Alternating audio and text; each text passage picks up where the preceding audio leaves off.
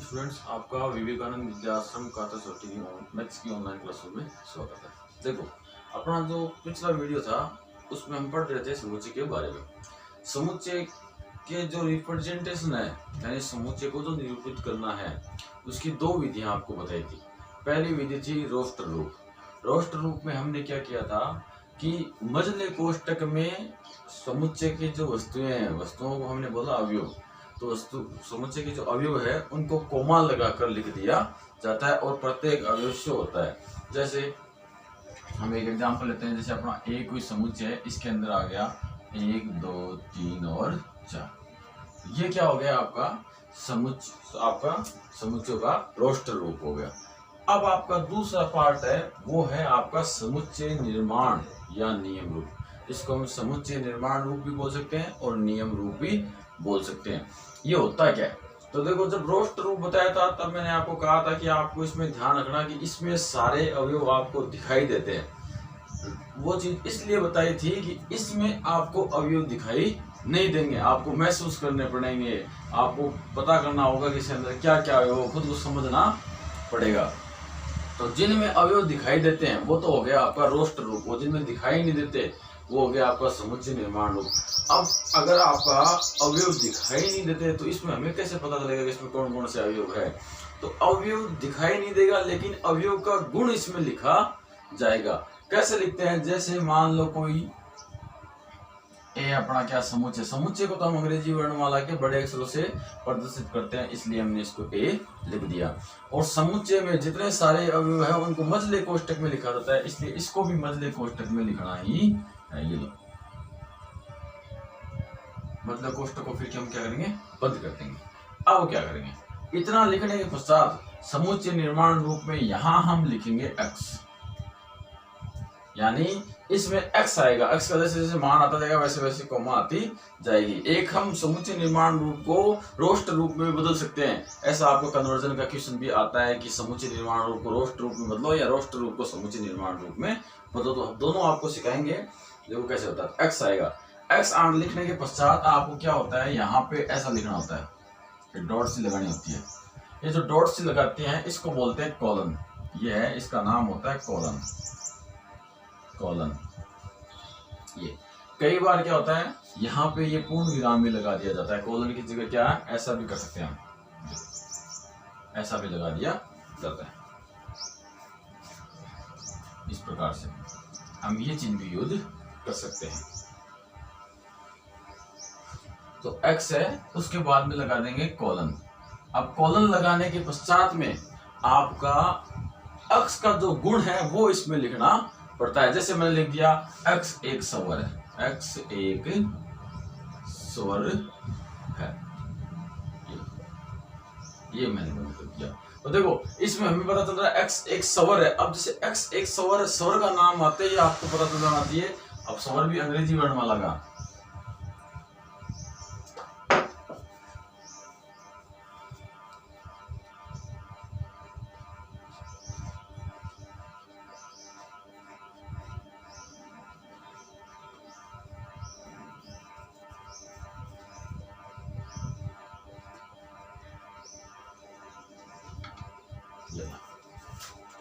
x आपका अंग्रेजी वर्णमाला का एक स्वर है। जैसे ही हमने ये नाम दिखा, नाम दिखते अपने दिमाग में आ गया कि अंग्रेजी वर्णमाला में 5 स्वर होते हैं, ए ई आई ओ यू। हमें यहाँ आपके अवयव दिखाई नहीं दे रहे, लेकिन हमें पता चल गया कि इसके अंदर कौन कौन से अवयव है। तो ये जो आपका रूप होता है इसको हम बोलते हैं समुच्चय निर्माण रूप। फिर से देख लो, आपका जो समुच्चय होता है उसको वैसे वैसे लिख दिया कैपिटल लेटर से बराबर, फिर मझला कोष्टक स्टार्ट किया। अब जो कार्रवाई आगे जो हम काम करते हैं वो सारा आपका समुच्चय निर्माण रूप के लिए होता है। x लिखेंगे, फिर कॉलन लगाएंगे और फिर x का गुण लिख देंगे। अब इस a का रोस्टर रूप लिखे तो एक रोस्टर रूप, अब a का रोस्टर लिखेंगे तो वो आपका a ही रहेगा। तो इसमें आएगा क्या, इसमें आ जाएंगे स्वर। अब इसमें दिया हुआ है अंग्रेजी वर्णमाला का एक स्वर है, और मैंने आपको ये भी कहा था कि अंग्रेजी वर्णमाला का स्वर है, ऐसा लिख दो या ऐसे लिख दो, अंग्रेजी वर्णमाला का एक स्वर है। तो एक स्वर स्वर एक है, इसका मतलब ये नहीं कि केवल एक लिखना है, एक नहीं लिखना, सारे आ सकते हैं, क्योंकि वो एक स्वर आपका ए भी हो सकता है, वो आपका ई भी हो सकता है, आई ओ यू सारे हो सकते हैं, कोई सा भी एक हो सकता है। तो जितनी संभावना बढ़ती है वो सारी की सारी अपने को इसमें लिखनी है।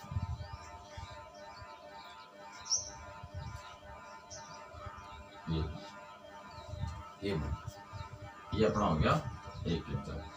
अब अगर हम दूसरा लें, हमें कोई समुच्चय दिया हुआ है बी। अब हमने यहां लिख दिया x, अब लिखते हैं x का गुण कि x है क्या। तो x का गुण लिख दिया हमने, 42 को विभाजित करने वाली प्राकृत संख्या। तो 42 को विभाजित करने वाली प्राकृत संख्या है वो कौन है, x है।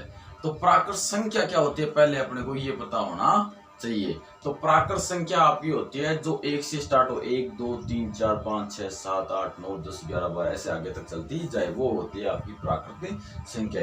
तो उनमें अपने को ऐसी ऐसी संख्या इसमें शामिल करनी है जिसका भाग 42 में पूरा, मतलब जिसका भाग 42 में दे तो पूरा पूरा भाग जाए। तो अब इसका हम रोस्टर रूप लिखेंगे,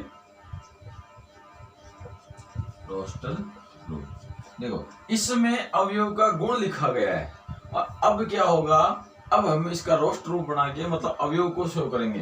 तो b बराबर, तो देखो 42 में अगर मैं 1 का भाग दूं तो पूरा पूरा जाएगा, और एक प्राकृत संख्या भी होती है, 2 का भाग दूं तो भी पूरा पूरा जाएगा, और आपका 2 भी प्राकृत संख्या होती है, 3 का भाग दूं तो भी पूरा पूरा जाएगा, 14 14 28 14 3 42, 4 का भाग इसमें नहीं जाएगा, 5 का भाग में इसमें नहीं जाएगा, 6 का भाग इसमें जाएगा 7 बार, तो 6 लिख दिया। फिर 7 का भाग इसमें जाएगा, 8 का भाग इसमें नहीं जाएगा, 9 का भाग इसमें नहीं, तो फिर हमें 9 का भाग नहीं जा रहा। फिर 10 का दिया तो 10 का भाग 42 में नहीं जा रहा, 11 का भाग 42 में नहीं जा रहा, 12 का भाग 42 में नहीं जा रहा, 13 14 का भाग जा रहा है, 14 3 42, तो 14 आ गया। फिर 15 का भाग दिया, 15 3 45, 15 2 30, तो 42 नहीं आ रहा। फिर आपका हमने 16 का भाग दिया, 16 2 32, 16 3 48, ये भी नहीं जा रहा। फिर 17 17 2 34, 17 3 51 नहीं जा रहा, 18 2 36, 18 3 54, ये भी नहीं जा रहा, 19 2 38 हो रहा है, ये भी नहीं जा रहा, 20 2 40 60, ये भी नहीं जा रहा, 21 दूनी 42, तो 21 का जा रहा है, तो यहाँ आ जाएगा आपका 21 आ जाएगा। उसके बाद में 42 का 44 हो जाएगा, 23 का 46 हो जाएगा, 24 का 48 हो जाएगा, 25 का 50, यानी बढ़ता जाएगा, यानी कि खुद 42 का ही जाएगा। ये आपकी इतनी सारी प्राकृत संख्या है जिनका भाग 42 में पूरा पूरा जाता है, इसलिए ये आपका रोस्टर फॉर्म हो गया, और ये आपका हो गया समुच्चय निर्माण रूप, जिसमें अवयव दिखाई देता है लेकिन होता नहीं है। अब तीसरा एग्जाम्पल और लेते हैं हमने लिया C, और यहाँ कह दिया आपका x है। अब x है क्या, इसने साथ कह दिया कि आपका कि x belongs to n। x belongs to n का मतलब ये हो गया कि x का मान हमें n से लेना है। अगर x बिलोंग्स टू n इतना ही हो, अगर इतना ही हो तो इसका मतलब तो ये होगा कि आपकी समस्त प्राकृत संख्याओं का समुच्चय कौन है, आपका C है। तो हम एग्जांपल ये ले लेते हैं कि आपको दिया हुआ x कोलन x, ये बताया था बिलोंग्स टू का मतलब x इसमें से लेना है, तो n होता है आपका प्राकृत संख्याओं का समुच्चय। तो अब इसका अगर रोस्टर रूप लिखे तो रोस्टर रूप, तो आपका C बराबर हो गया, अब प्राकृत संख्या क्या होती है 1 2 3 4, इस प्रकार से ये चलती जाए। तो ये एग्जाम्पल हो गए आपके समुच्चय निर्माण रूप के। हमने 3 एग्जाम्पल कंप्लीट कर लिए, उन तीनों को हमने रोस्टर में बदल के भी देख लिया। अभी तो हम क्या कर रहे हैं, समुच्चय निर्माण रूप के बारे में थोड़ा सा स्टडी कर रहे हैं, इसलिए हम समुच्चय निर्माण रूप को रोस्टर में बदल बदल के समझ रहे हैं। लेकिन अब ये कंप्लीट होने के पश्चात हम समुच्चय निर्माण रूप से रोस्टर रूप में और रोस्टर रूप से समुच्चय निर्माण रूप में कन्वर्जन भी पढ़ेंगे। अभी हम इसमें 3-4 एग्जाम्पल और लेते हैं ताकि आपको और बेटर तरीके से समझ में आ जाए। तो आपका अब चौथा एग्जाम्पल हम लेते हैं। तो आपका समुच्चय डी है, डी बराबर मतलब को start X colon X belongs to Z, यानी एक्स का मान हमें जेड से लेना है। जेड होता क्या है? जेड होता है आपका पूर्णांक संख्याओं का समुच्चय। तो 1 2 3 4 5 ये भी होती है, जीरो भी होता है, माइनस में -1 -2 -3 माइनस अनंत तक इस प्रकार से होता है, वो पूर्णांक संख्या होती है। तो हमें कह रहा है जो x है वो उसका मान z से लेना है। इसके साथ में आगे और कहा हुआ है कि x का मान है वो 0 से तो बड़ा होना चाहिए और 5 से छोटा होना चाहिए। तो ये जो आपका रूप है इसमें हमें अवयव दिखाई नहीं दे रहे, तो ये आपका समुच्चय निर्माण रूप है। अब हमें इसमें कह रहा है जो अवयव है वो आपके 0 से तो बड़ा होना चाहिए, 5 से छोटा होना चाहिए। 0 से बड़ा, तो z में 0 से बड़ा कौन होता है? 1, और 5 से छोटा कौन होता है? 4, यानी 1 से लेके 4 तक अपने को चलना है। तो इसका रोस्टर रूप ऐसा हो गया,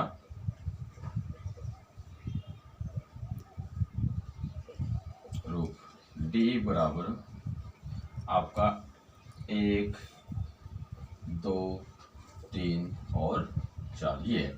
यानी ये जो यहाँ पे भाषा लिखी हुई है, यहाँ पे जो समुच्चय दिया हुआ है, इसका मतलब ये होता है। ये आपको बार बार समझाने की कोशिश की जा रही है। अब हम चलते हैं नेक्स्ट क्वेश्चन की ओर।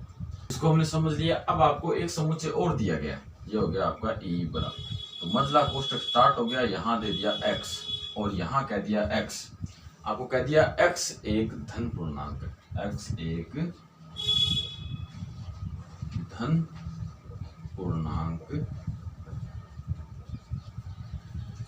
अब x एक धन पूर्णांक है, इसका मतलब क्या है कि x का जो मान है वो z प्लस से लेना। हम इस ऐसे लिखा x एक धन पूर्णांक, उसकी जगह हम x belongs to z plus लिखते तो भी कोई दिक्कत वाली बात नहीं है, तो भी हम समझ जाते हैं कि x का मान धन पूर्णांक संख्याओं में से लिया गया। कितना हो गया? उसके बाद में आपको ये और कहा गया है कि आपका x स्क्वायर का मान है वो 40 से कम है, ये दिया गया है। यानी x का मान है वो z प्लस से तो लेना, आपको धन पूर्णांक है तो z प्लस लेना है, और उसका स्क्वायर करेंगे तो 40 से क्या होना चाहिए? कम होना चाहिए। तो ये समुच्चय दिया हुआ। अब इसमें कौन कौन से अवयव है वो हम इसको रोस्टर रूप में बदलेंगे, तब हमें क्लियरली पता चल जाएगा रोस्टर रूप। तो देखो e बराबर आपका धन पूर्णांक है, तो आपको बताया हुआ है कि z प्लस में कौन कौन से अवयव होते हैं। z प्लस में आपका 1 हो जाएगा, 2 हो जाएगा, 3 4 5 6 7 8 इस प्रकार से चलता जाएगा z प्लस में। अब हम एक लेते हैं, 1 का स्क्वायर किया तो 1 आया जो 40 से छोटा है, मतलब ये इसमें शामिल हो सकता है। ये क्या है? 40 से छोटे वाले सारे शामिल हो जाएंगे। फिर 2 लिया x की जगह, 2 का स्क्वायर 4 है, 4 भी 40 से छोटा है तो 2 भी आपका शामिल हो जाएगा। फिर हमने 3 लिया, 3 का स्क्वायर हुआ 9, 9 भी 40 से छोटा है तो ये आपका ये भी शामिल है। 4 का स्क्वायर 16 तो ये भी छोटा है तो 4 भी शामिल होगा। 5 का स्क्वायर 25 वो भी शामिल हो जाएगा, 5 भी। 6 का स्क्वायर 36 6 भी शामिल हो जाएगा। 7 का स्क्वायर 49 वो शामिल नहीं होगा। तो ये आपके इतने सारे अवयव इसमें क्या है? विद्यमान। तो इस समुच्चय में इतने सारे अवयव विद्यमान है। अब आपका नेक्स्ट समुच्चय की बात करते हैं हम। आपका एफ एक समुच्चय है, तो एफ बराबर आपको वही मजला कोष्ठक x लिख दिया और ये लिख दिया कॉलन। फिर हमें कह दिया कि x बिलोंग्स टू z, यानी x का मान आपको z से लेना है। उसके साथ में आपको ये और दे दिया x square plus x minus 2 बराबर 0, इतना दिया हुआ है। यानी x का मान है, x दिया हुआ है, x अपना समुच्चय में आएगा और x का मान z से लेना है, और x का मान ऐसा होना चाहिए जो इस समीकरण को क्या करता है? संतुष्ट करता है। तो इस समीकरण को संतुष्ट करने वाला ऐसा कौन कौन से मान है वो हम देखते हैं। तो देखो इसका रोस्टर रूप बनाते हैं कि कौन कौन से मान इसमें आएंगे। रोस्टर रूप तो f बराबर, तो देखो इसके दो तरीके हैं, या तो z के मान इसमें रख के देख लो, इधर x का मान रखो कि 0 आ रहा है या नहीं आ रहा, वो मान हो जाएगा। अगर आपको वो पता, उस मान से पता चल जाएगा। लेकिन उस तरीके से अपने कुछ मान रह भी सकते हैं। अगर हम इसमें x की वैल्यू पुट करते जाएं और देते जाएं कौन कौन से समीकरण को संतुष्ट कर रहा है वो इसमें शामिल हो जाएगा। लेकिन कुछ मान ऐसे भी होते हैं जो इसमें रह सकते हैं, वो हम भूल जाएं या हम वहां तक पहुंचे ही नहीं कि भाई वो भी इसको संतुष्ट कर रहा है नहीं करा। उसके अलावा एक तरीका और है, हम क्या कर ले, इसके गुणनखंड कर ले, इसके गुणनखंड कर लेते हैं। गुणनखंड करेंगे उसमें हमारा एग्जैक्ट मान आ जाएगा। ये कौन कौन से इसको क्या करते हैं? संतुष्ट करते हैं। तो देखो गुणनखंड करते हैं तो x square plus x minus 2 बराबर 0 है। तो हम क्या करते हैं, इस x के टुकड़े कर लेते हैं। तो एक्स स्क्वायर प्लस का 2x माइनस का x माइनस 2 बराबर 0। तो इन दोनों में तो x कॉमन आ गया, तो x प्लस का 2, इसमें माइनस कॉमन आ गया, तो x प्लस का 2 बराबर 0। अब इन दोनों में x प्लस 2 कॉमन ले लिया, यहाँ आ गया आपका x माइनस 1 बराबर 0। इसलिए आपका x बराबर यहाँ से आ जाएगा माइनस का 2 और यहाँ से आएगा 1, यानी दो मान ऐसे, एक तो माइनस का 2 और एक प्लस का 1, एक रखने से आपका क्या होगा, ये समीकरण संतुष्ट हो जाएगा। इसका मतलब आपके जो इस समुच्चय में -2 और 1 ये दो अवयव क्या है, विद्यमान है। इस प्रकार से हम क्या कर सकते हैं कि आपका जो समुच्चय निर्माण रूप है उसे रोस्ट रूप में बदल सकते हैं, या हमें बदलने की जरूरत नहीं है। हमें ये दिया हो तो इसके अकॉर्डिंग भी हम क्वेश्चन को सॉल्व कर सकते हैं, ये दिया हो तो इसके क्वेश्चन को भी हम इसके अकॉर्डिंग हम सॉल्व कर सकते हैं। लेकिन एक चीज का विशेष आपको ये ध्यान रखना है कि आपको समझ में आ जाना चाहिए कि ये जो बात कह रहा है तो इसमें कौन कौन से अवयव है। अगर आपको नहीं समझ में आ रहा हो तो आप इसका हाथों हाथ ही क्या करना, रोस्ट रूप बनाना और इसको आराम से देख लेना भाई इसमें इतने अवयव है। अब हम आगे की प्रक्रिया स्टार्ट कर देंगे। हम अपने क्वेश्चन को क्या कर लेंगे, सोल्व कर लेंगे। अब चलते हैं हम फिर एक दो एग्जाम्पल और ले लेते हैं इसके।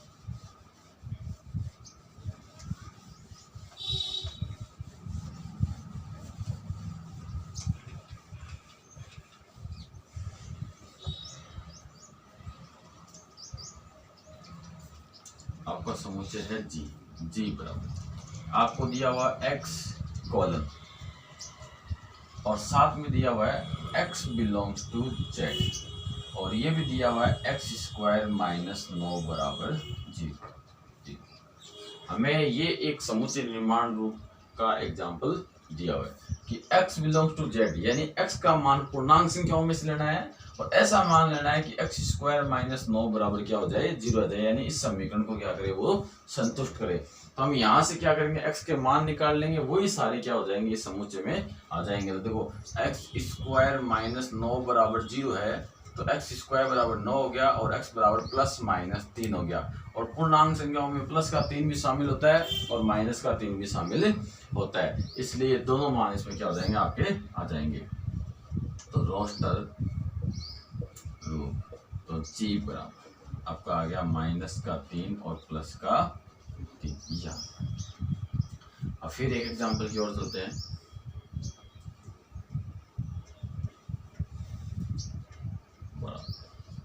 आपको दे दिया x कोलन और यहाँ कह दिया x एक विषम प्राकृत संख्या है, विषम प्राकृत संख्या है। तो h आपका इसको रोस्टर रूप में बदलते हैं, रोस्टर रूप। तो h बराबर हमें कह रहा है x एक विषम प्राकृत संख्या है, इसका मतलब विषम प्राकृत संख्याओं का समुच्चय है वो कौन है, h है। तो अब इसमें ये तो हमें पता चल रहा है कि यहाँ विषम प्राकृत संख्या, तो कौन कौन सी संख्या इसमें आएगी वो हम क्या करेंगे, यहाँ लिख देंगे। तो प्राकृत संख्या होती है आपकी 1 2 3 4 5 6 7 ऐसे। तो उसमें पहला होता है 1, तो 1 विषम होता है, फिर 2 नहीं होता, 3 विषम होता है, 4 नहीं होता, 5 विषम होता है, 6 नहीं होता, 7 विषम होता है। इस प्रकार से ये चलता जाएगा। तो ये तो हो गया इसका रोस्टर फॉर्म और ये हो गया आपका समुच्चय निर्माण। तो आप इसके कन्वर्जन को ऐसे पढ़ सकते हो, यहाँ से ये भी ला सकते हो और यहाँ से ये भी ला सकते हो, दोनों आप कन्वर्ट कर सकते हो। फिर चलते हैं नेक्स्ट एग्जांपल की ओर। अब अपना आई समुच्चय, आई समुच्चय में हमें दिया हुआ है x कोमा और यहाँ कहा हुआ है x एक प्राकृत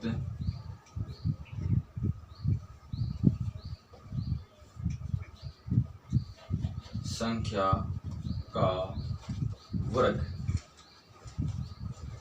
ये